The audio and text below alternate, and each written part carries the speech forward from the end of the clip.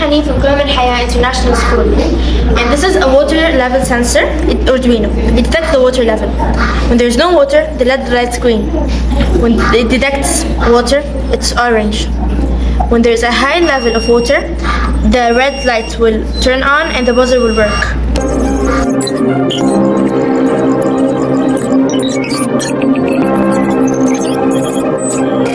Hello, my name is Ibrahim Abdul Hafid. I am in grade 12 in Qimam ElHayat International School, and this is my water sensor project. It consists of water sensor, Arduino Uno, breadboard, sound system, and 3 levels. Green is the lowest, yellow is the middle, and red is the highest. Let's figure out how it works.